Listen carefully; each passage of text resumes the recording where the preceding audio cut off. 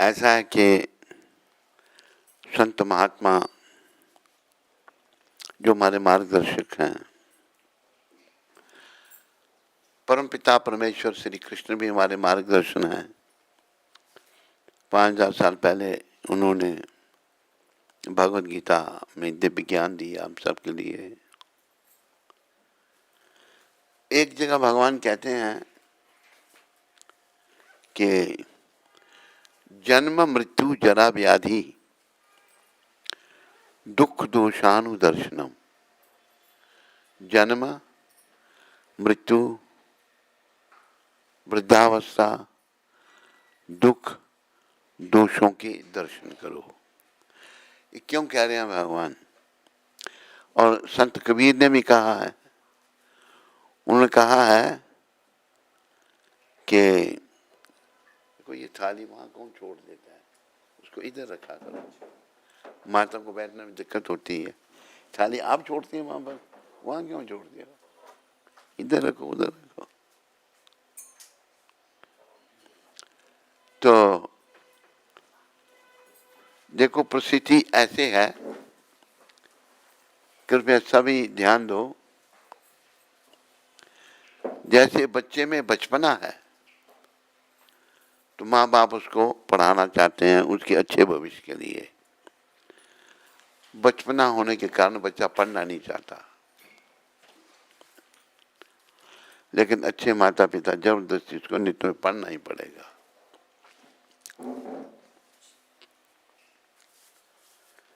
तो इस प्रकार सच्चे संत प्रभुपाद जी जैसे महापुरुष हमारे माता पिता हैं। वैसे कृष्ण भगवान हम सबके माता पिता हैं। भगवान के लिए कहा है ना, तुमैव माता च पिता तुमैव, तुमैव बंधु च सखा तुमैव, तुमैव विद्या च दुरिनम तुमैव, तुमैव सर्वम मम देव देव। हे देवों के देव, देवों के देव मतलब जैसे महादेव उनके भी देव, ब्रह्मा जी के भी देव, सबके देवों के देव।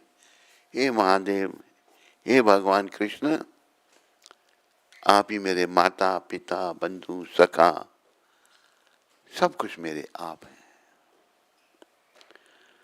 तो आप कृपया याद रखो, जिस काम के लिए हम यहाँ आए थे उसको हम प्रायः सभी भूले हुए हैं। जैसे बच्चा बचपने में पढ़ाई को भूला हुआ है, लेकिन एक उदाहरण है, बच्चे के माता पिता उसको जबरदस्ती स्कूल भेजते हैं, तुम्हें पढ़ना पड़ेगा। अभी एक बच्चे की मैं बात सुनाता हूँ। वो बच्चा बेचारा शरीर से बहन का बच्चा, तो हमारे जो बहनोई थे वो भी चले गए, वो प्रोफेसर थे। तो हम 11वीं कक्षा में थे, तो उनसे कुछ पढ़ने के लिए गए थे हम। तो उनका बच्चा, हमारी बहनोई का, हमारी सिस्टर का पहला बच्चा, थोड़ा बड़ा हुआ। वो तो किंडरगार्टन में बच्चों को भेजते हैं ना, किंडरगार्टन से पहले कुछ होता है, किंडरगार्टन फिर नर्सरी फिर प्राइमरी, ऐसे ही है ना। तो उस बच्चे को जो है जब स्कूल भेजने का जब नाम ले किंडरगार्टन में, वो इतना शोर मचाता था कि गली मल्ले के लोग इकट्ठे हो जाते थे, भाई क्या हो गया। सिर से हमारी बहन, उसकी माँ, वो भी पढ़ी लिखी, बाप प्रोफेसर पढ़ा लिखा, दोनों ने हाथ खड़े कर दिए, ये नहीं स्कूल जाएगा। लेकिन मैं भी वहीं था, मैंने उसको गोद में लिया, छोटा था, मेरे ख्याल में होगा 2-2.5 साल का। केजी में, किंडरगार्टन में कितनी एज में भेजते हैं? 2-2.5-3 साल। मैंने वो गोद में लेकर उसको डराया, मैंने कहा जाएगा स्कूल या नहीं। वो डर गया, डर के मुझे मेरी तरफ देख के कहता है, ये मेरा कंस मामा है। मुझे कंस कहा उसने। लेकिन बाद में बड़ा, वो भी बहुत पढ़ गया, प्रोफेसर बन गया, और बेचारा छोटी अवस्था में दुनिया छोड़ के भी चला गया। अमेरिका का टूर लगा के आया था, अमेरिका वालों को बोल के आया था कि मैं फिर वापस आऊँगा दिसंबर में, कपड़े कुपड़े भी छोड़ के आया वहाँ पर, लेकिन ये पता नहीं मैंने दुनिया में नहीं रहना। तो किसी का भी कोई भरोसा नहीं है मेरे प्यारे हरि भक्तों व माताओं।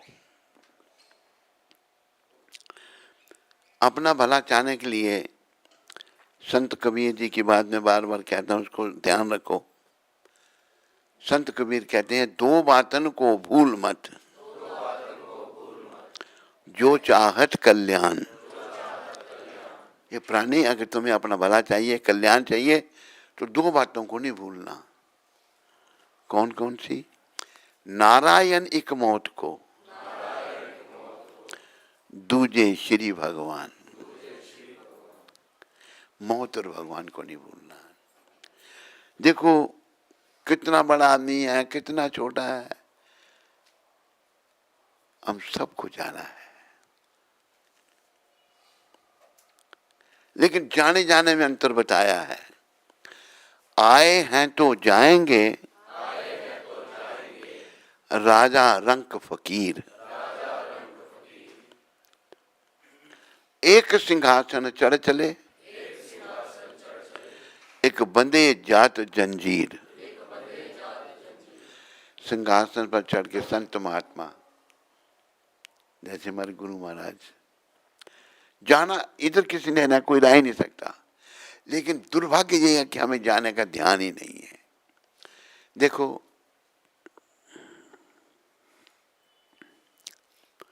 आपने वृंदावन से वाराणसी जाना है, कुछ दिनों के लिए वहां दर्शन करने के लिए, तो कैसे जाएंगे आप? बोलो। हैं? वो तो कॉमन सेंस है, पैदल थोड़ा कोई जाएगा इतने दूर। इसने सुन रखा पहले हमसे, तैयारी करके जाएंगे, कपड़े रखेंगे भाई, उधर मैंने हफ्ता 10 दिन रहना है, हफ्ता 10 दिन के बाद वापस आना है।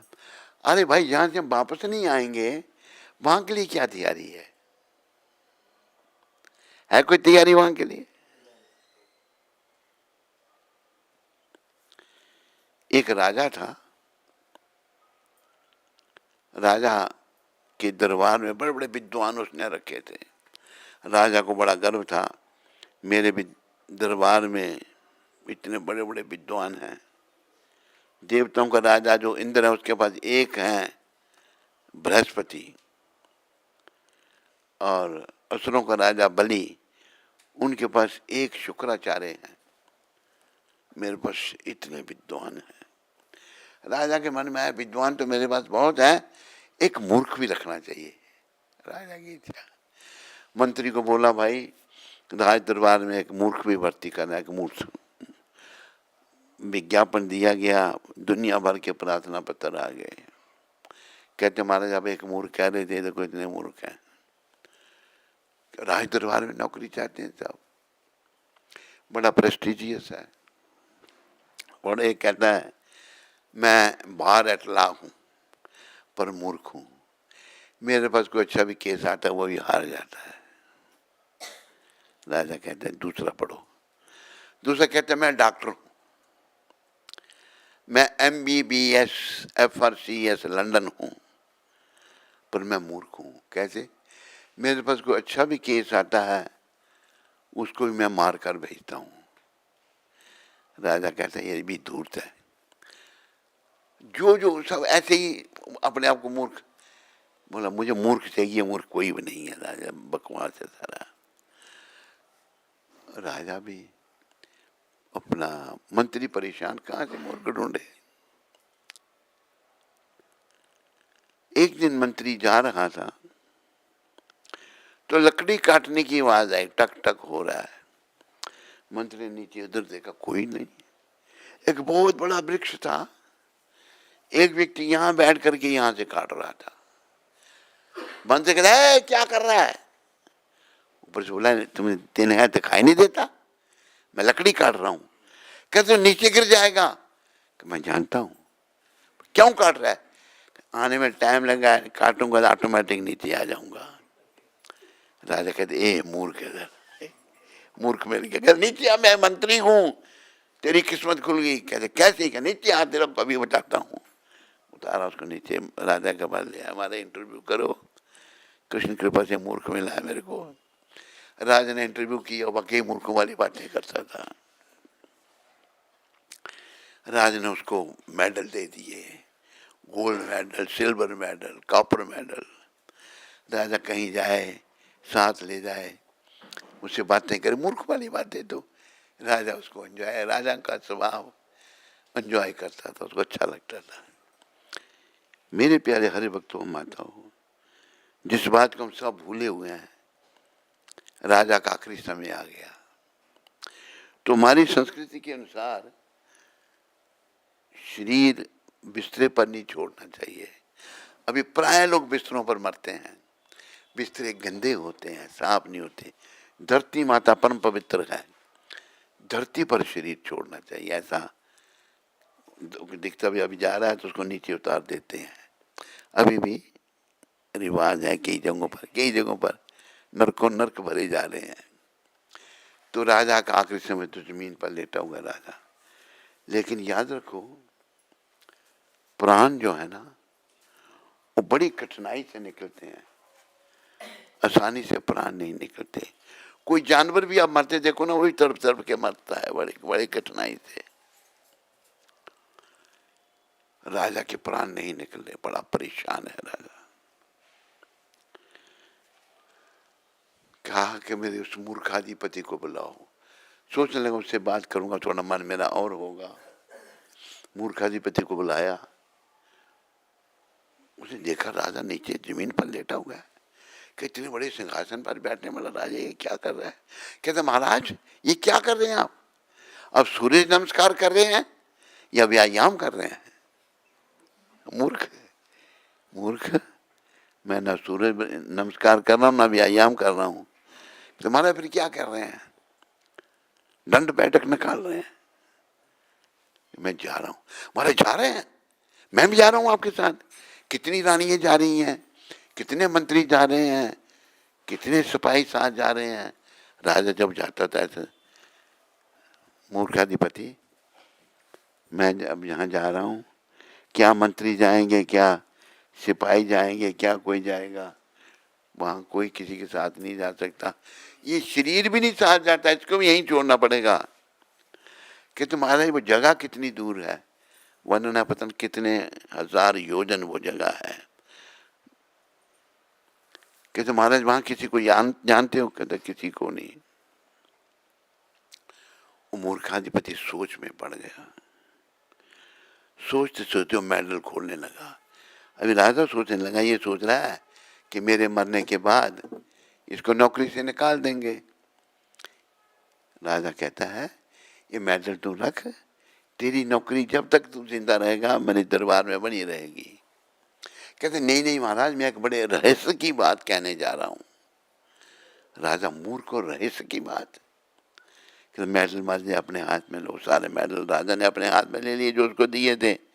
स्वर्ण मेडल, स्वर्ण कॉपर, स्वर्ण अपना सोना चांदी जो भी मेडल थे। कहता है महाराज आपने मुझे अपने दरबार का सबसे बड़ा मूर्ख घोषित किया था, ये मेडल मेरे को दे रखे थे। महाराज आपके दरबार के आप सबसे बड़े मूर्ख हैं, इसलिए मेडल साहब आप लगा लो ये। कहते क्यों, कहते इतनी दूर जानते हो, किसी को जानते ही नहीं, वहां पर इतनी दूर जा रहे हो किसी को जानते ही नहीं, जगह नहीं आपको पता। राजा बाकी चौंक पड़ा, बात तो ठीक है। राजा ही मूर्ख नहीं, हम सभी मूर्ख हैं, किसी को पता नहीं हम कहां जा रहे हैं, है मूर्ख नहीं बोलो। तो हमने मूर्खता अपनी इसको दूर करना है, कृष्ण की शरण लेकर के, भगवत गीता पढ़ करके, प्रभुपाद जी जैसे संतों की शरण लेकर के इनकी पुस्तकें पढ़ो। इन्होंने भगवत गीता को बड़े अच्छे ढंग से समझाया है। इन्होंने भगवत गीता का टाइटल रखा भगवत गीता यथारूप, जैसी भगवान ने कही थी। अभी देखो हमारे भारत का राष्ट्रपति था राधा कृष्ण, उसने भी भगवत गीता पर कमेंट्री लिखी। पता क्या कहता है, क्या लिखा उसने? वो कहता है ये 5 पांडव 5 इंद्रिय हैं। अभी भी वो अपनी जगह है जहां पर युद्ध हुआ था, कुरुक्षेत्र। सब मूर्खों वाली बातें लिखी हैं।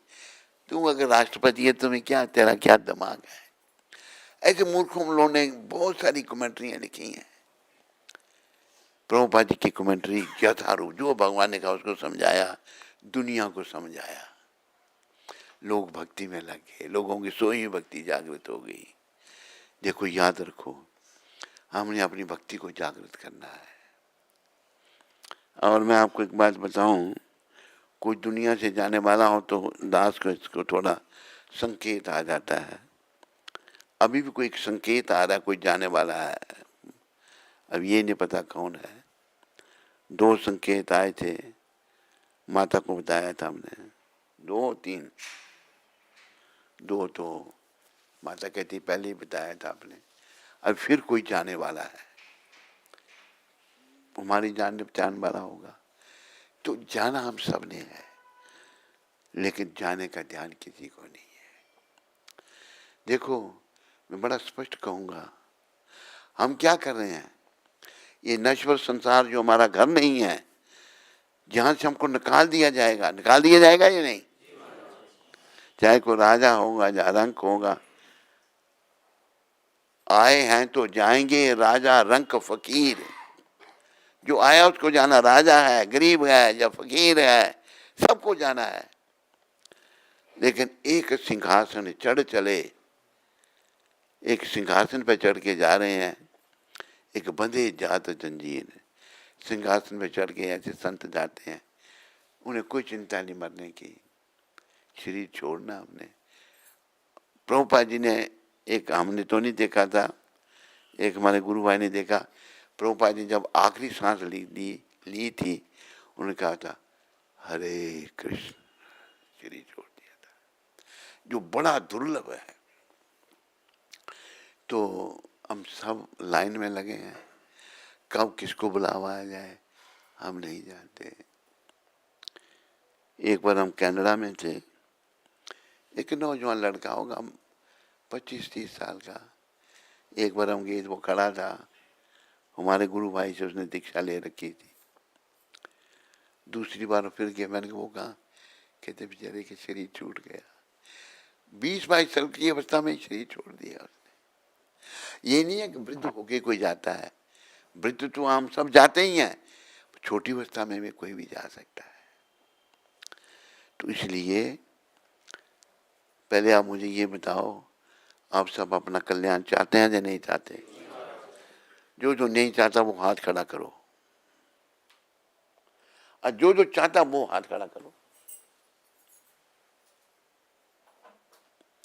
तो कृपा करके हाथ जोड़ के कह रहा हूं, मृत्यु को नहीं भूलना और कृष्ण को नहीं भूलना। अगर अभी हमें अभ्यास होगा ना, तो हम मृत्यु को अगर याद रखेंगे, जब मृत्यु आएगी तो हमें कृष्ण भी याद रहेंगे। अरे मृत्यु को 2 बातन को भूल मत, जो चाहत कल्याण, नारायण एक मौत को, दूजे कृष्ण भगवान। मौत को याद रखेंगे तो भगवान भी याद रहेंगे। ये मैं क्यों आपको कह रहा हूं, ऐसा मुझे कुछ लग रहा है, कोई जाने वाला है, और जाने वाला उसको कोई रोक नहीं सकता। कई बार बड़े नजदीक भी चले जाते हैं, जाना सच है। और कईयों को इतना कष्ट भोगना पड़ता है, जाना मांगते हैं। जैसे एक बार हम बम्बई में थे, वहाँ कोई फंक्शन था, एक घर में थे हम, हमारी शिष्य का घर था वो। तो वहाँ एक माता, उसकी बेटी भी थी, आई थी। वो माता मुझे आगे बताती है कि मेरी बेटी की सांस 12 साल से चारपाई पर पड़ी हुई है। कोई उसे देखने जाता तो कहती है मैं कब मरूंगी। इतना कष्ट उसको है कि मरना चाहते, मृत्यु नहीं आती। शरीर सड़ गया है, बुरी हालत हो गई है, प्राण नहीं निकलते। और एक बात इसी संदर्भ में, एक शेर था, वो भी चारपाई पर पड़ा है, प्राण नहीं निकल रहे। उसका एक लड़का कहता है पिताजी राम राम कहो, जा, गाली निकाली उसको, भगवान का नाम नहीं ले रहा। सारा जीवन उन्होंने गलत काम किया, पैसे इकट्ठे किए, आखिर में भगवान का नाम मुंह से निकलता ही नहीं। एक लड़के ने तरकीब सोची कि उसका जो बहनोई था, उसका नाम था रामलाल। उसने उसको टेलीग्राम दी कि पिताजी बड़े बीमार हैं, तो आओ। रामलाल सोचने लगा मेरा ससुर बड़ा पैसे वाला, जा रहा होगा तो मुझे कुछ देगा। सब काम छोड़कर वो आ गया। दामाद तो साला उसका पकड़ करके अपने बाप के पास ले आया, जो चारपाई पर पड़ा है, प्राण नहीं निकल रहे। कहते पिताजी आपने पहचाना ये कौन है? बोल नहीं रहा। फिर रामलाल के, राम तो इसके मुंह से निकले, इसलिए पहले रामलाल, श्यामलाल, हर गोविंद गोविंद नाम रखे जाते थे। अभी टिट्टू, बिट्टू, कुसीटू, ये बेकार के नाम, कोई मतलब नहीं जिनका। वो नाम नहीं बोल रहा, वो प्रयास कर रहा है। गाल निकाल के उसको, बेटे को कहता है, पंजाबी था वो, कहता है ऐ ते लाजवंती दे घर वाला हैगा। उसका नाम ला नहीं कहा, लाजवंती का पति है ये। जब पाप कर्म हो तो नाम नहीं निकलता। देखो, ये संसार छोड़ना है, इस संसार से प्रेम मत करो। क्या करना है? मोहन से प्रीत लगा लो, तुम आज हरि गुण गा लो। मोहन से प्रीत लगा लो, तुम आज हरि गुण गा लो। भव सागर से मूर्ख बंदे नैया पार लगा लो।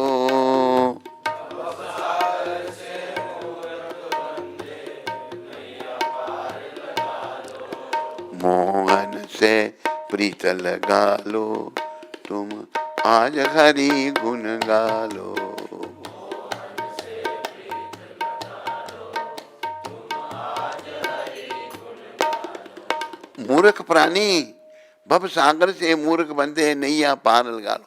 इस संसार कोई भव सागर कहा है। जैसे कोई समुद्र में गिर जाए, कितना बड़ा तैराक होगा, तैर कर किनारे लग सकता है? कितना तैरेगा? 1 मील 2 मील इतना। इस पर को, इसको भी भव सागर, जो हम पढ़े तो भव सागर में हैं। तो हम भगवान का भजन करें, श्री कृष्ण से प्रेम करें और भवरूपी सागर से अपनी नैया को पार करें। लेकिन हम करते क्या हैं? मोह माया में फंस कर पगले हीरा जन्म गवाए। मोह माया में फंस कर पगले हीरा जन्म गवाए। अब ये मोह कहाँ से आता है? हम सारे मोह में हैं, ये भी विचारने की बात है नहीं विचारने की? मोह कहाँ से आता है? काम, काम से क्रोध और क्रोध से मोह। शुरू होता काम से, काम से क्रोध, क्रोध से मोह। मोह निरंतर संसार में बना रहता है। इस मोह रूपी फांस को भक्ति रूपी तलवार से काटना है हमने। ये जन्म इसका हीरा है, ये मोह माया में फंसकर पगले हीरा जन्म गंवाए। हीरा जन्म को तो व्यर्थ कर रहा है। कैसे? कभी न ध्याया नाम कृष्ण का जो तुझे पार लगाए।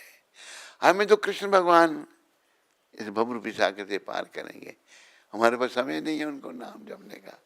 दुनिया के काम के लिए टाइम है, पर याद रखो मेरे प्यारे हरि भक्तों वो माताओं, ये सच्चाई है। सच कड़वा होता है। दुनिया के कामों से हमें भगवान नहीं मिलेंगे। भगवान तभी मिलेंगे जब हम भगवान की शरण में आएंगे।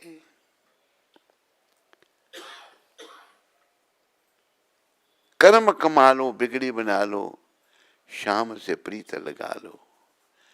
मोहन से प्रीत लगा लो, तुम आज हरि गुण गा लो। कभी न जाए मंदिर में तू, कभी न राम ध्याया। रात गुजारी सोने में और दिन भर पाप कमाया। रात को खूब सोए, खराटे मारे, इंद्रियों का तर्पण किया और दिन भर पाप करते रहे। बस उसको ध्यालो, हरि गुण गा लो, जीवन ज्योत जगा लो। छोड़ के ये संसार जो झूठा, हरि चरणों में जाए। कटे 84 उसकी और वो हरि के दर्शन पाए। ये झूठा संसार, इसको जो छोड़ कर भगवान की चरण, जैसे हमारे गुरु महाराज ने घर बार छोड़ दिया था और इसने दुनिया के लोगों को भक्ति में लगा दिया। अनगिनत लोग पूरी दुनिया में भक्ति की स्थापना कर दी। ये झूठा संसार है। भगवान के चरणों में जगह उसकी 84 लाख योनि कट जाएगी और हरि के भगवान के दर्शन उसके होंगे।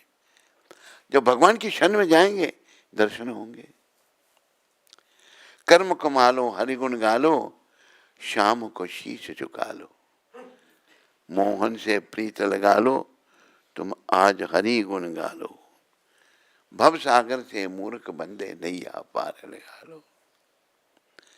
तो याद रखो इन बातों को, 2 बातों को याद रखो। रिपीट कर रहा हूं, 2 बातन को भूल मत, जो चाहत कल्याण, नारायण एक मौत को, दूजे श्री भगवान। मूर्ख लोगों की बातें मुझे ध्यान में आती हैं। एक मूर्ख कहता है महाराज के सब भक्त बन जाएंगे, दुनिया कैसे चलेगी? है मूर्ख वाली बात ये नहीं। ये दुनिया क्या है? ये दुनिया भगवान इसको क्या घोषित कर रहे हैं? मामोपेत्या पुनर्जन्म दुखालयम शाश्वतम। यहाँ जो जन्म है ये कसाई खाना है, ये संसार, और ये दुखों का घर है। जेल को बनाए रखना जरूरी, अगर लोग अच्छे बन जाएं तो जेल की जरूरत है नहीं है। ये जेल खाना है। लोग मूर्ख लोग इस जेल खाने को कहा, मूर्ख बुद्धि उनकी। भक्ति नहीं करनी, बहाने करने, फालतू बातें करनी और बाद में सुबह पछताने के हाथ में कुछ भी नहीं आएगा। जैसे अगर बेटा पढ़ा नहीं, जैसे हमारे शरीर से 2 भाई बड़े, शरीर से पिता बिफोर पार्टीशन ट्रांसपोर्टर का काम करते थे। वो पुराने थे उस समय, बस भी 5,000 रुपये की बस आ जाती थी। तो पाकिस्तान हिंदुस्तान एक ही था, जाते थे कभी लाहौर कभी पेशावर। पीछे से बड़े ने 8वीं पास की, छोटे ने 5वीं। तो सिर से पिता तो बाहर रहते थे, तो बड़ा कहता छोटे को जा तो 8वीं तक पढ़ना चाहिए या 5वीं तक। उसने 5वीं से छोड़ दी, उसने 8वीं से। समय एक जैसा नहीं रहता, समय बदल गया। बहुत लोग ईर्ष्या करने लगे, कहीं ने कुछ जादू टोने कर दिए। जादू टोने से बड़ा नुकसान हो गया। अभी धक्के लग रहे हैं, धक्के खा रहे हैं। तो हमें जिस काम के लिए हम आए हैं वो काम करना मत भूलो। हम केवल भगवान के पास जाने के लिए, अपने आप को योग्य बनाने के लिए आए हैं। योग्य बनाना है भगवान को मिलने के लिए। भगवान को कैसे मिला जाएगा? जब इस संसार से विराग होगा और कृष्ण के चरणों में अनुराग। लेकिन हमारा काम कैसे है? संसार से हमारा अनुराग है और कृष्ण भगवान से वैराग, ये दुर्भाग्य है। और फिर देखो जो संसार मोह माया में फंसा है ना, उसके फिर यमदूत आकर यमदंड चलाते हैं। सब वर्णन है, गरुड़ पुराण पढ़ो, सब सत्य है उसमें। जो भक्त नहीं है, गरुड़ पुराण में वर्णन आता है, उसको यातना दे मिलती है और यमदूत उसको बांध कर ले जाते हैं, घसीटते हुए, काटते हुए, उसका शरीर कटता है, खून बहता है, यातना दो, तड़पता है, मरता नहीं है वो, लेकिन कुछ नहीं कर सकता। फिर नरकों में भोगना पड़ता है उसको, बड़े समय से नरकों में रहना पड़ता है। तो ये बातें मनुष्य समझ सकते हैं। अभी पशु क्या है, हमारे गुरु महाराज कहते हैं, एक बार मैं कलकत्ता मंदिर में गया तो बेचारे पशु मारे जाते हैं। एक पशु की बलि लग गई है, दूसरा पशु घास चबा रहा है, दूसरा नंबर उसका है, वो क्या कर रहा है, घास चबा रहा है, अभी भी सुख भोगने का प्रयास कर रहा है। हम भी पशु बन रहे हैं, दुनिया जा रही है, हमें अपने जाने की चिंता क्यों नहीं है? हम भौतिक सुखों के पीछे पड़ गए हैं, भौतिक सुख भोगना चाहते हैं। अरे कब तक? इनका अंत है। भौतिक सुखों की तरफ नहीं जाना, हमने भगवान की ओर मुड़ना। हमारे गुरु महाराज ने पत्रिका शुरू की, back home, back to godhead, भगवान की ओर मुड़ो। सबके बड़े भगवान है Krishna, back to godhead, सारे भगवानों के बड़े कृष्ण हैं। हमारा घर कृष्ण लोक है, गौलोक धाम है, वहां हमें जाना है। उसके लिए अपने आप को योग्य बनाना है। योग्य तो बना लिया हमने अपने आप को, बड़ा धन इकट्ठा करने के लिए तकलीफ में आ गए, बड़ा पैसा आ गया। भैया ये सब टेम्परेरी है, ये सब यहीं का है, आखिरी समय तेरे कुछ काम नहीं आएगा। इसलिए कहा है कि कर लो भजन श्री कृष्ण का, बोलो ये काम आएगा। छूटेंगे धन व जन, जिन्हें तूने 1-2-4 करोड़ इकट्ठा किया, परिवार तेरा बड़ा है, धन जन परिवार के लोग 8-10 मेंबर परिवार के हैं, ये सब छूट जाएंगे। अरे परिवार क्या, धन क्या, ये शरीर भी तेरा छूट जाएगा। तू छोड़ना तो नहीं चाहेगा? जो शरीर से मोहग्रस्त होता है उसे जबरदस्ती यमदूत छुड़ाते हैं। भक्त लोग स्वयं छोड़ देते हैं, मेरा है ही नहीं, मैं ही शरीर हूं ही नहीं। छूटेंगे धन व जन, मगर ये साथ ना जाएगा, भगवान का नाम साथ जाएगा। इसलिए कृपा करके समझो, आज 30 तारीख है और गुरुवार है, आज गोपाष्टमी है। आज के दिन से भगवान ने गोचारण गुरु शुरू किया था। आज के पहले वे केवल बछड़े चुराते थे। हमारे त्रिलोकीनाथ भगवान ने क्या किया? आज गोपाष्टमी के दिन उन्होंने बछड़े चुराना शुरू किए।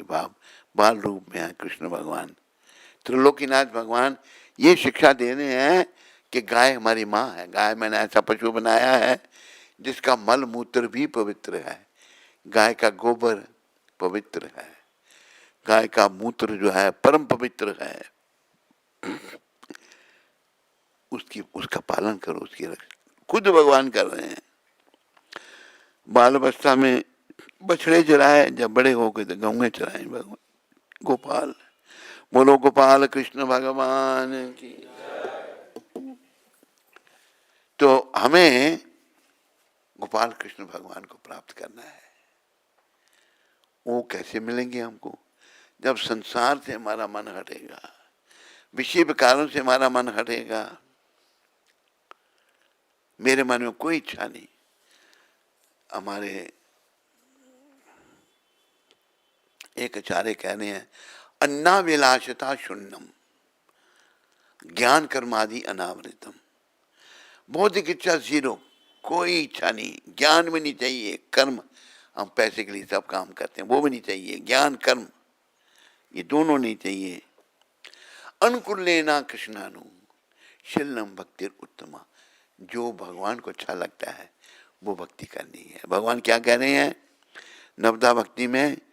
श्रवणम कीर्तनम विष्णु स्मरणम पाद सेवनम अर्चनम वंदनम दास्यम साक्यम आत्म निवेदनम।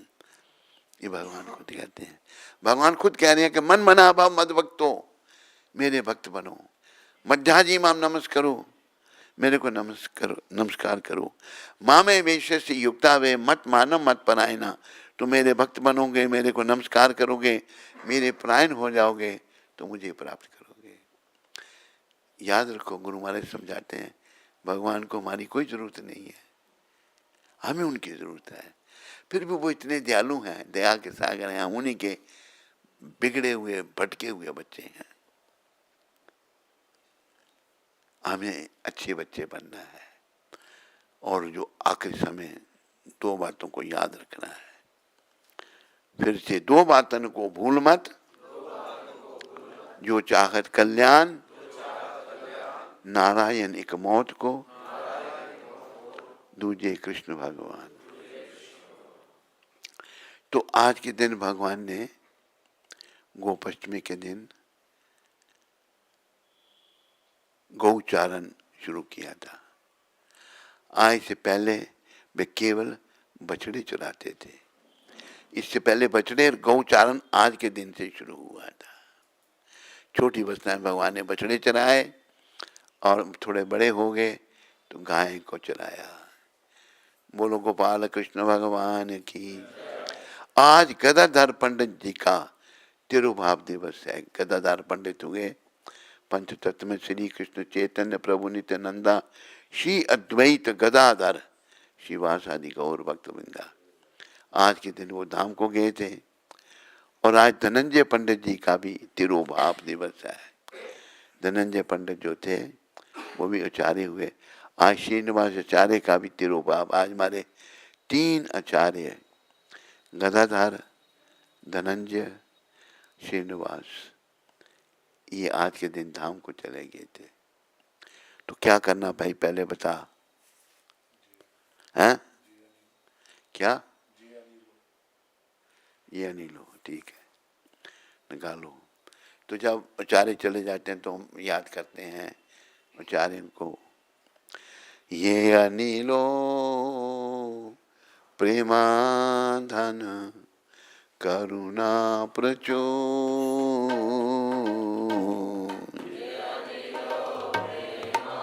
सारे बोलो, तेरे को आता है? हे न प्रभु को था गेला आचार्य ठाकुर। हे न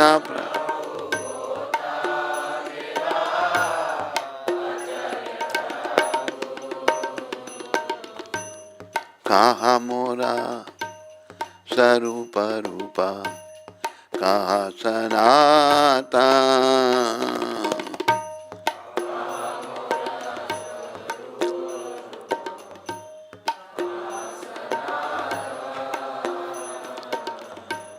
कहा दास रघुनाथा पतिता पावा। कहा दास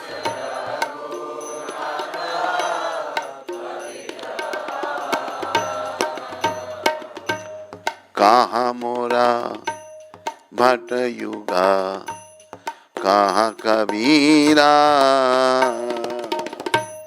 कहा मोरा भट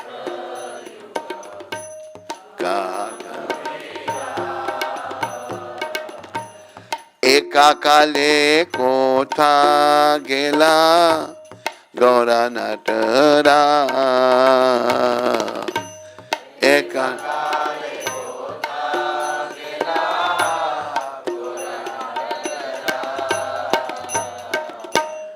पाषाणे कुटी बो माता, अनिले पाशी बो। पाषाणे कुटी अनिले पाशी, गौरंगा गुनेरा निधि कोथा गेले पावो गौरंगा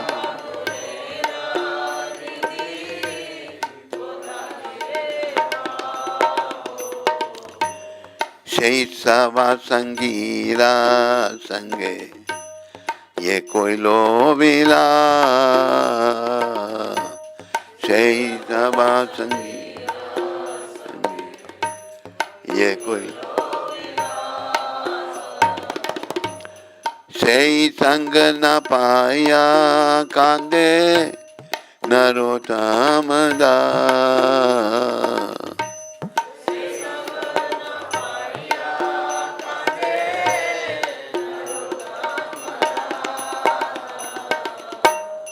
ये अनिलो प्रेमा धन करुणा प्रचुर के नाम ये जिन जोगे आचार्य करुणा प्रचुर हे न प्रभु कोटा गेला आचार्य ठाकुर न प्रभु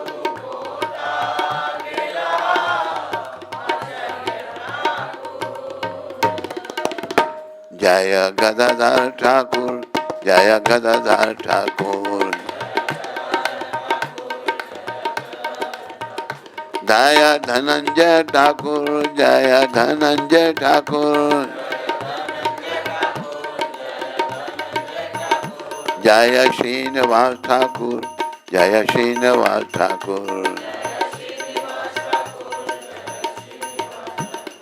प्रभुपाद प्रभुपाद प्रभुपाद प्रभुपाद जय जय प्रभु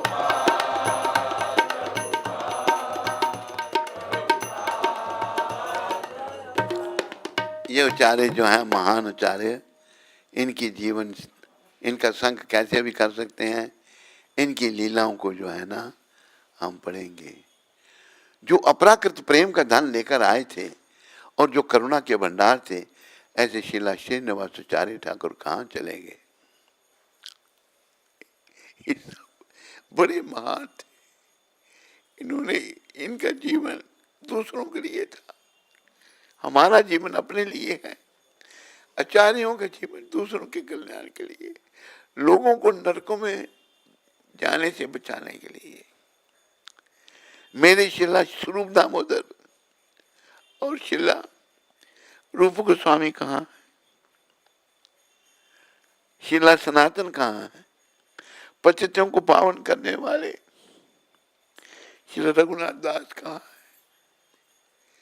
ये सब महान विभूति हैं रघुनाथ दास जो थे एक राजा के बेटे थे कोई दिलचस्पी इनको भौतिक सुखों से नहीं थी बड़ी मुश्किल से घर से भाग के चल कर आए थे जगन्नाथपुरी बंगाल से और इतने महान हुए कितने जीवों का इन्होंने उद्धार किया तो इनका स्मरण करने से हम लोग भी एक तो देखो पहली बात ये कहानी निष्काम भाव रखो कुछ नहीं चाहिए भौतिक अगर भगवान चाहिए सब नहीं बोल रहे सभी को चाहिए ना निष्काम भाव रखो कोई कामना नहीं जैसे शब्द मैं कहता हूं मेरे पीछे बोलो हमें लाख ना करोड़ ना हजार चाहिए हमें श्याम जी तुम्हारा बस प्यार चाहिए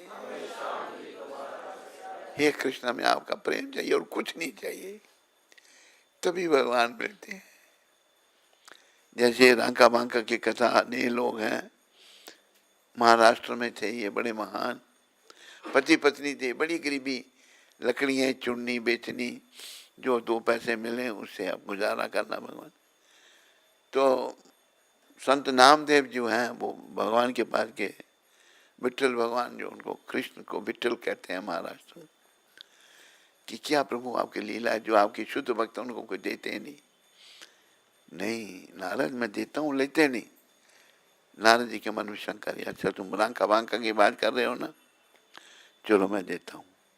वो आ रहे थे, पति आगे आगे, पत्नी बांका पीछे पीछे आ रही थी। आगे सोने की मोहरों का ढेर लगा दिया भगवान ने, देता हूँ ना, दे दिया नहीं। खुद नारद जी और भगवान कृष्ण के वृक्ष के पीछे छिप गए।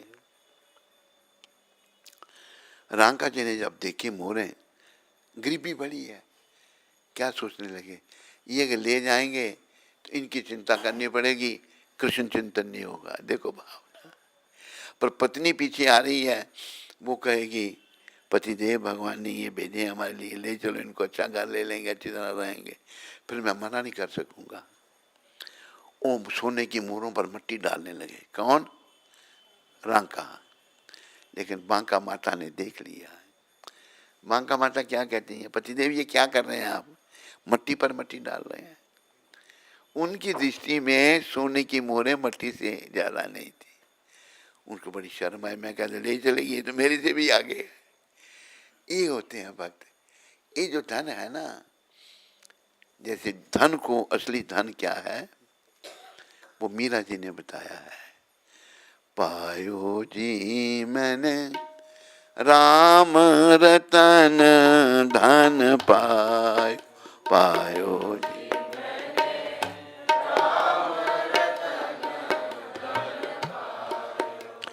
ये राम रतन धन कैसा है, कैसे मिलता है? वस्तु अमोलक दी मेरे सतगुरु,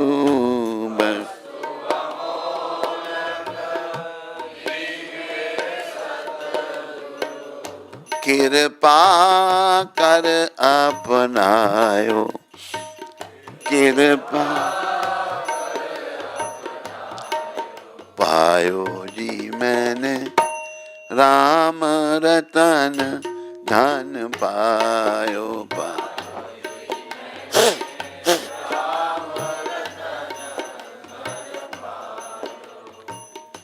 जन्म जन्म की पूंजी पाई,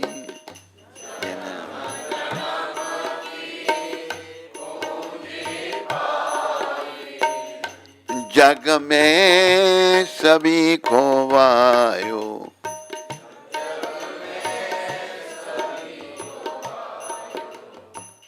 खर्चे न कूटे चोर न लेवे,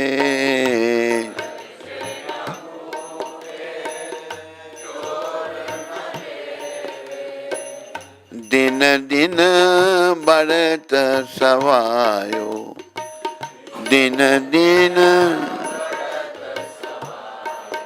पायो जी मैंने राम रतन धन पायो, पायो।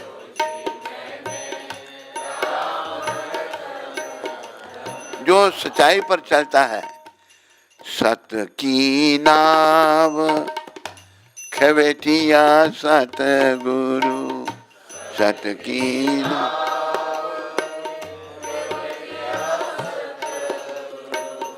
भव सागर तर आयो, भव सागर। मीरा के प्रभु गिरधर नागर,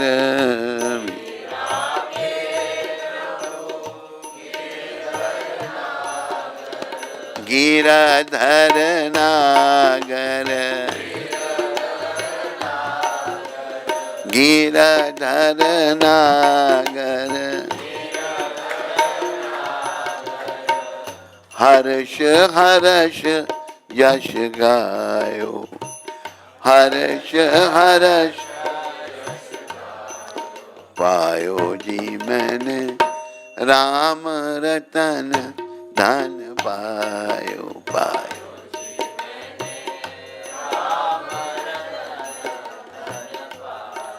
याद रखो मेरे प्यारे हरि भक्तों व माताओं, जिस धन के पीछे हम पड़े हुए हैं ना भैया, ये यहीं का है, यहीं रहेगा।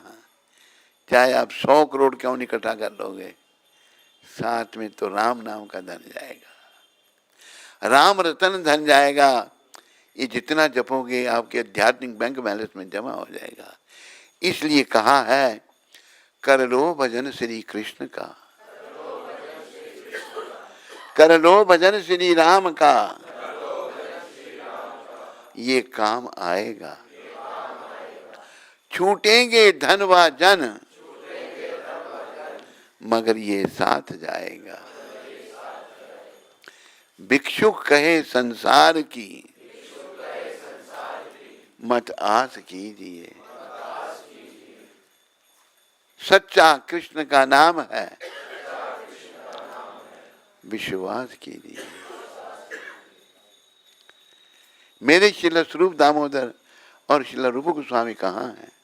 ये महान विभूति साहब। श्रील सनातन कहाँ हैं?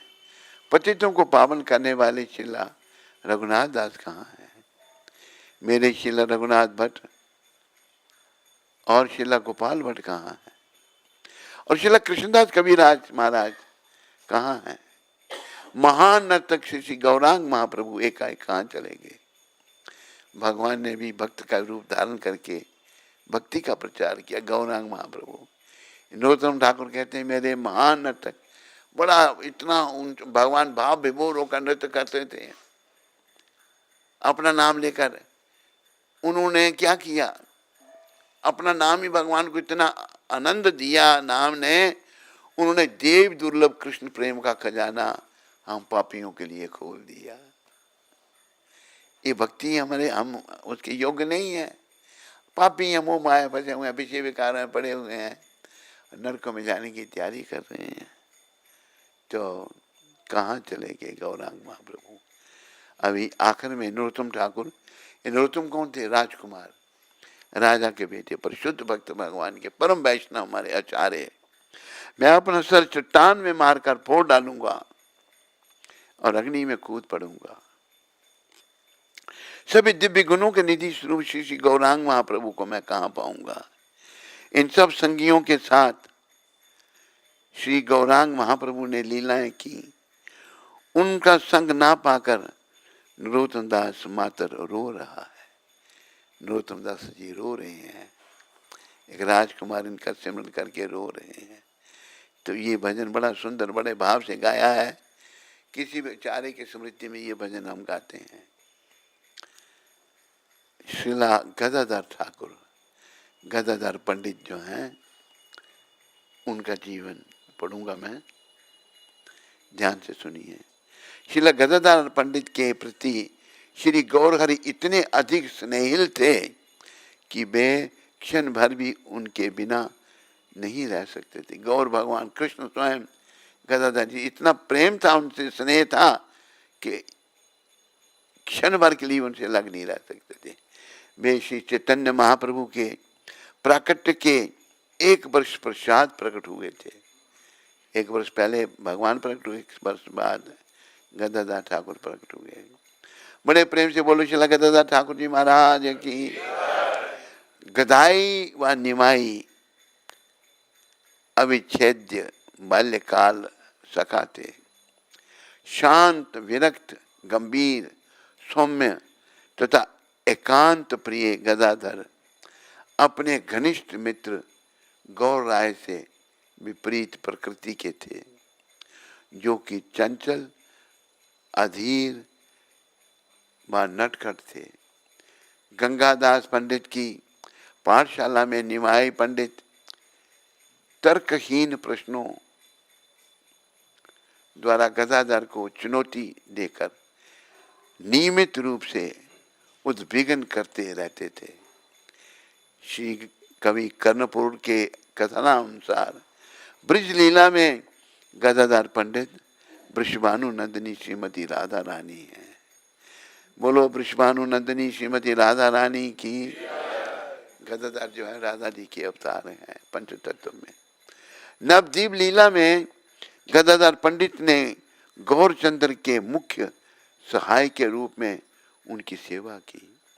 वृंदावन के श्री श्री राधा कृष्ण गौर गदाधर के रूप में प्रकट होकर नवद्वीप में गंगा तट के वन निकुंजों में लीलाएं करते हैं।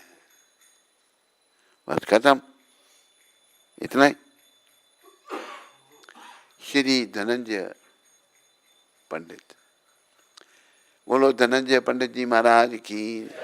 श्री चैतन्य भागवत में धनंजय पंडित का वर्णन एक विलक्षण महंत के रूप में किया गया है, अर्थात एक महान व्यक्ति के समस्त लक्षणों द्वारा विभूषित महाप्रभु की आज्ञा पर वृंदावन जाने के पूर्व उन्होंने भगवान गौरचंद्र की नवदीप कीर्तन लीला में भाग लिया।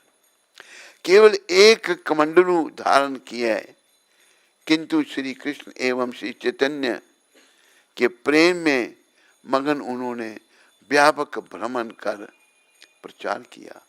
उन्होंने गौर निताई, श्री गोपीनाथ तथा गदा श्री दामोदर के अर्च विग्रहों की स्थापना की। ब्रज लीला में वे भगवान बलराम के 12 गोपालों में से एक वासुदाम हैं। उनकी समाधि 64 समाधियों में है।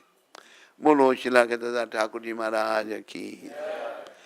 अभी शिला श्रीनिवासाचार्य, बड़े प्रेम से बोलो शिला श्रीनिवासाचार्य ठाकुर जी महाराज की। कटवा में श्री गौरांग महाप्रभु का संन्यास समारोह अवलोकन करने के पश्चात चैतन्य दास तथा उनकी गर्भवती पत्नी श्री चैतन्य महाप्रभु से भेंट करने जगन्नाथपुरी के।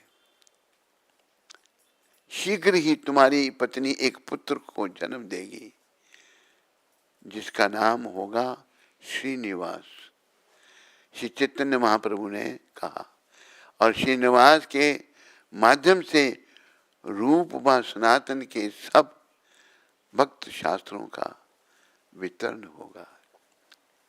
अपने पिता के परलोक सिधारने के पश्चात शिला श्रीनिवास गौरांग महाप्रभु के शेष पार्षदों के दर्शन कटवा, नवदीप तथा जगन्नाथपुरी करने गए। उन्होंने श्रीनिवास को शुभाशीष दी तथा आध्यात्मिक उन्नति हेतु अमूल्य उपदेश दिए। श्री गौरांग प्रेम में उनकी निमग्नता देखकर वे जान गए कि वे गौर शक्ति का साक्षात स्वरूप थे। उन्होंने वृंदावन जाकर 12 वनों की यात्रा की तथा गोपाल भट्ट गोस्वामी से दीक्षा ग्रहण की।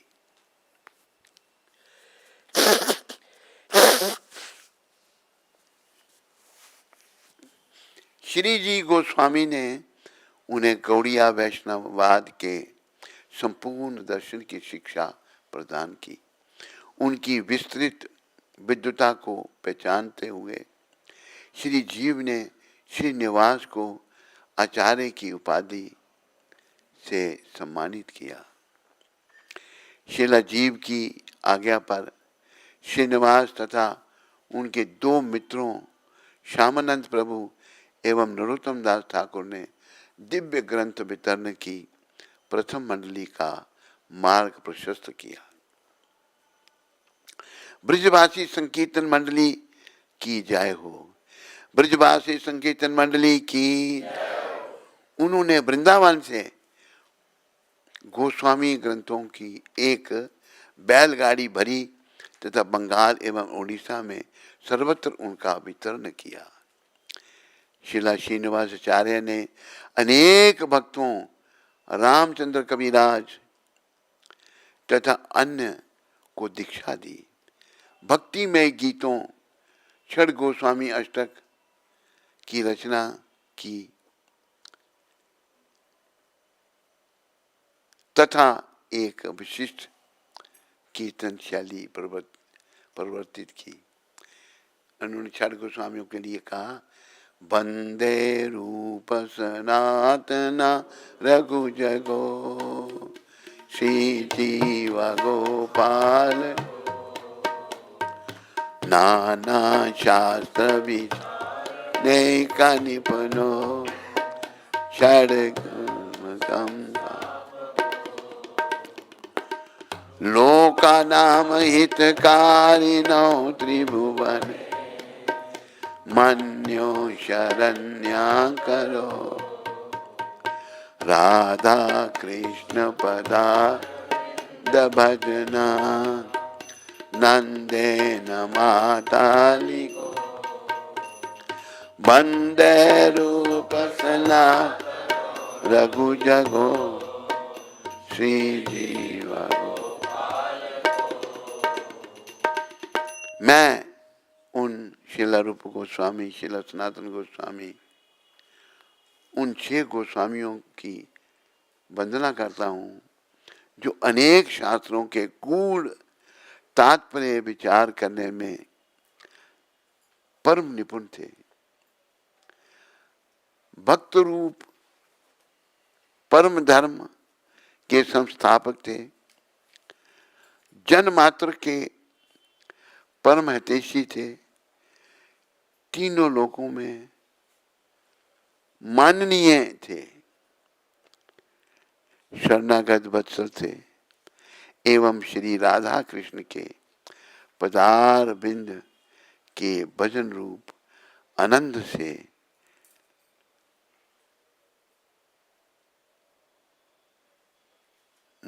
मतम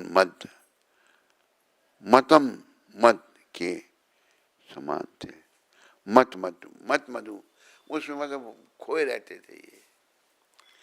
तो ये हमारे मान जा रहे हैं। तो हो गया सभी का? कौन सा बाकी अभी है?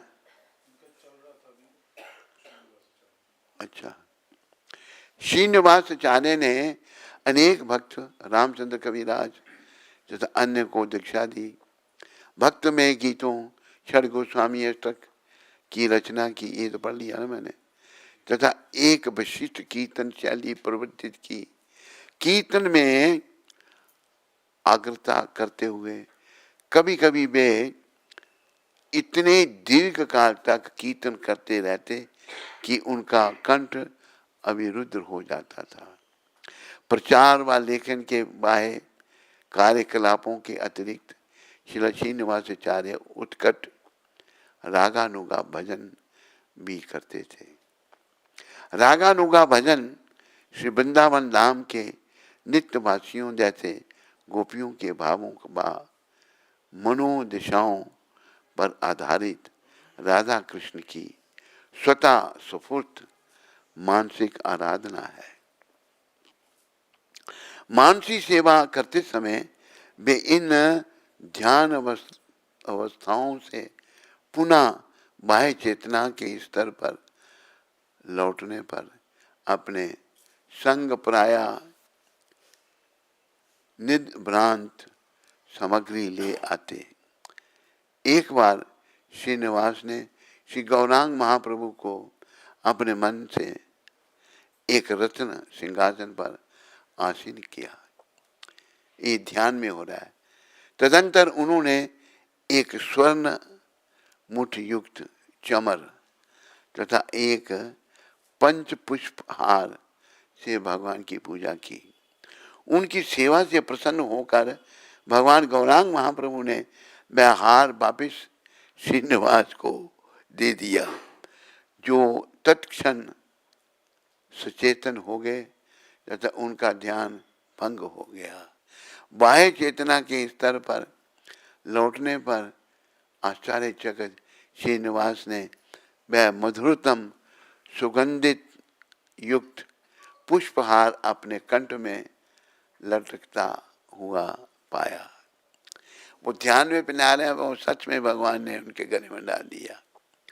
अन्यथा श्रीनिवास मणि मंजरी नामक अपने सिद्ध स्वरूप में श्रीमती राधा रानी श्री कृष्ण तथा गोपियों को होली लीला में निहार रहे थे।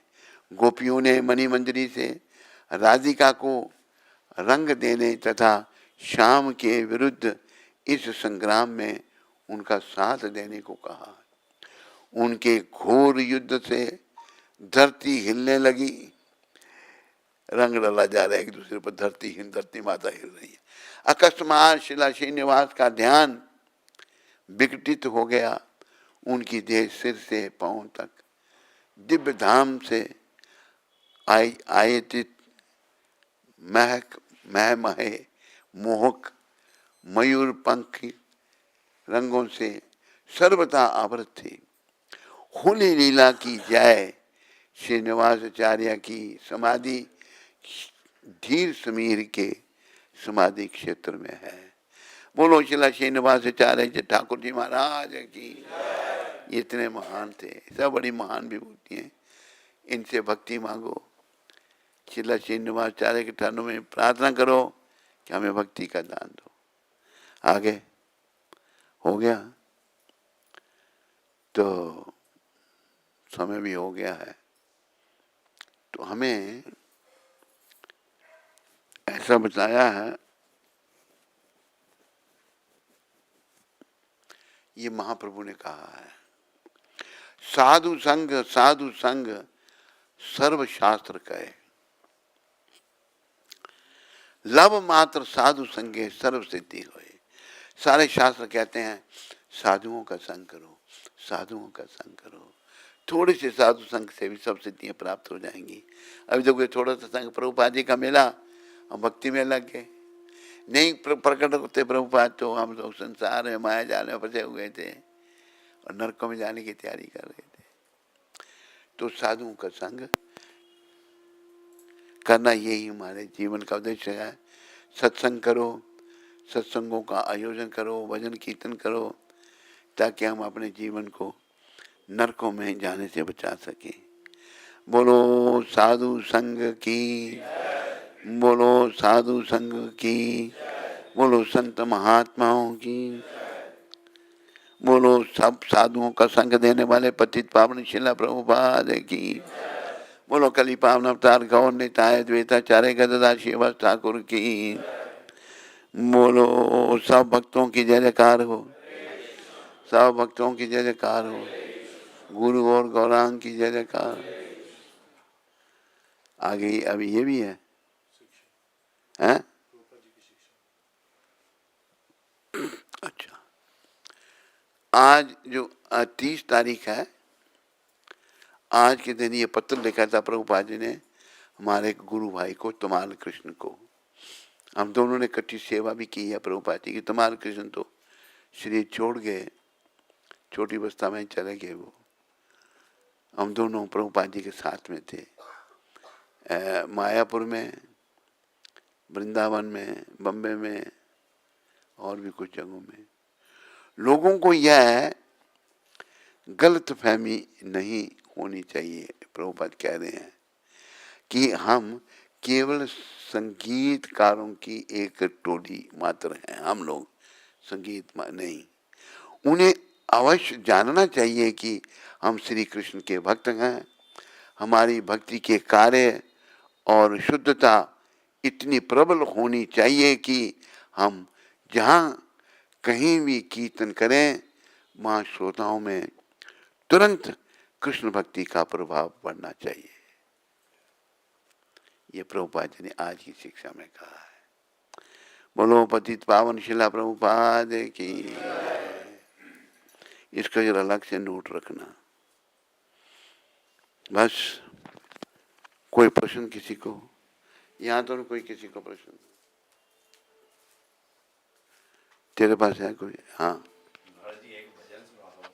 ये प्रश्न थोड़ा है, ये भजन है। अभी वो क्या भाई तुमन? नाम महिमा माता, हैदराबाद से। हरे कृष्ण गुरु महाराज जी, आपके श्री चरणों में मेरा कोटि कोटि दंडवत प्रणाम। गुरु महाराज जी, आप मेरे भगवान हो, आप ही मेरे माँ बाप हो। आपके बिना मुझे ये जीवन भी नहीं चाहिए। 2 दिन पहले हम सब वृंदावन धाम आए थे। आपकी कृपा से मैंने बहुत कोशिश की वृंदावन में रहने की, मुझे ज़बरदस्ती लेकर चले गए। गुरु महाराज आपको मैं क्या बताऊं, आप सब कुछ जानते हैं। आशीर्वाद दीजिए महाराज जी, ताकि मैं वृंदावन आपके चरणों में हमेशा के लिए आऊं। अपनी नालायक बेटी को माया से बचा लीजिए। हरे कृष्ण, दंडवत प्रणाम। क्या नाम बेटी का? नाम महिमा। नाम महिमा देवी। प्रभुपाद जी की कृपा से तुम नित्यानंद भगवान के चरणों में प्रार्थना करो। पहले प्रभुपाद जी को कृपा करो तेरे पर, ताकि नित्यानंद भगवान असंभव को संभव कर सकते हैं। तो हृदय से तेरी प्रार्थना होगी, प्रभुपाद की कृपा से नित्यानंद भगवान अगर सुन लेंगे तो तेरी प्रार्थना पूरी हो जाएगी। तेरा भाव बेटी मैं समझ रहा हूँ, अच्छा भाव है, पर जिसका जैसा भाव वैसा करता है, उन लोगों को भी सहन करना पड़ता है हमको, क्योंकि उनके बीच में ही हम रह रहे हैं। बड़ी युक्ति से काम लो, भगवान ने चाहा तो। अब देखो मेरे पीछे, मैं अपना तुम्हें बताऊं, घर के 12 मेंबर एक तरफ, मैं अकेला, और एक हमारे भाई साहब कहते थे, एक जगह कुछ थोड़ा सा सेरेमनी कर दी, एक जगह रिश्ता होता होता जो है, भगवान ने ऐसी मुझे अकल दी। एक पंडित ने जन्मपत्र मिला दिया था, लेकिन मिला नहीं था, हमने मिलाया तो नहीं मिला, तो हम वहाँ से बच गए। दूसरी जगह पर थोड़ी सी सेरेमनी हो गई, वो कहीं भी यहाँ करना ही पड़ेगा तेरे को। मैंने कहा नहीं, नहीं करेंगे। मैंने पहले आपको बताया, यहाँ भी मुझे ऐसी प्रेरणा हो रही है। एक भाई कहता है छाती ठोक करके, तुम्हें सारे जीवन दुखी रहना पड़े, इसकी कोई चिंता नहीं, पर हमारी इज्जत के लिए तुम शादी कर लो। मैंने कहा आपकी इज्जत आपके पास, मैं शादी नहीं करूँगा। शादी जो है वो बर्बादी है। तो बड़ी कृपा रही प्रभुपाद जी की, रक्षा हुई। हरे कृष्ण। बस। रिया सरोहा माता, देहरादून से। हरे कृष्ण गुरु महाराज जी, आपके श्री चरणों में मेरा कोटि कोटि पंचांग प्रणाम। गुरु महाराज जी, आज मेरा जन्मदिन है। कृपया मुझे आशीर्वाद दें कि मैं आपकी और प्रभुपाद जी की प्रसन्नता के लिए अच्छे से निष्काम भक्ति करती रहूं और आपकी शिष्या बनने योग्य बन सकूं। आपकी महापतित बेटी रिया सरोहा। मेरी शुभकामनाएं बेटी तुम्हारे लिए। प्रभुपाद जी तेरे पर कृपा करें, नित्यानंद भगवान कृपा करें, तुम भी शुद्ध भक्ति के पथ पर आगे बढ़ो। जन्मदिन के उपलक्ष्य की बहुत बहुत बधाई तेरे को। पाप हरणी माता, अमृतसर से। हरे कृष्ण गुरु महाराज जी, दंडवत प्रणाम। महाराज जी, शिला प्रभुपाद की 27 अक्टूबर की शिक्षा में उन्होंने कहा है कि अगर कोई हमें प्रचार के लिए, प्रवचन के लिए बुलाता है तो हमें उनसे चार्ज करना चाहिए, और अगर वो मुफ्त में सुनना चाहते हैं तो उन्हें मंदिर आना चाहिए। तो इस संदर्भ में मेरा प्रश्न है कि जैसे बाहर के कथावाचक भी चार्ज करते हैं और लोगों से पैसा लेकर के कथा सुनाते हैं, तो क्या ये सही है फिर? देखो, तुम्हें प्रभुपाद प्रचारकों की तरह देखते हैं? प्रभुपाद प्रचारकों की तरह? प्रभुपाद एक अवतारी पुरुष हैं। वो इसलिए कह रहे हैं, अगर तुम जाके किसी के यहाँ प्रवचन करोगे तो उसको कदर नहीं करेगा कुछ भी। वो कदर होनी चाहिए, रिस्पेक्ट होनी चाहिए। प्रभुपाद ने जो कहा है ना, उसे हमें समझने का प्रयास करना है। वो क्या कह रहे हैं? प्रभुपाद शुद्ध भक्त हैं भगवान के, जिन्होंने पूरी दुनिया में शुद्ध भक्ति का प्रचार कर दिया है। उन जो कहा है उनको समझो। हम दूसरे लोगों की तरह नहीं, जैसे बाकी लोग इकट्ठे कर रहे हैं पैसे, ऐसे नहीं। लोगों में ये रहे कि भाई ये सस्ते लोग नहीं है इतने, ये भी अच्छे लोग हैं। लोगों के मनों में भी अच्छी भावना जागृत हो अपनी संस्था के प्रति।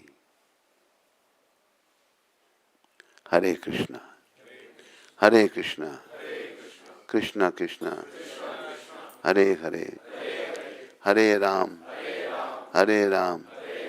राम राम, हरे हरे। जय श्री कृष्ण चैतन्य प्रभु नित्यानंदा, श्री अद्वैत गदाधर श्रीवासादि गौर भक्त वृंदा नमा ओम विष्णुपदाय कृष्णा पृष्ठाय भूतले श्रीमते भक्ति वेदांत स्वामी इति नामने नमस्ते सरस्वती देवे गौरवाणी प्रचारणे निर्विशेष शून्यवादी पाश्चात्य देश तारने। बस ये महामंत्र जपते रहो और जीवन को सफलता के पथ पर बढ़ाते जाओ, आगे करते रहो। हरे कृष्ण। उठाओ इसको।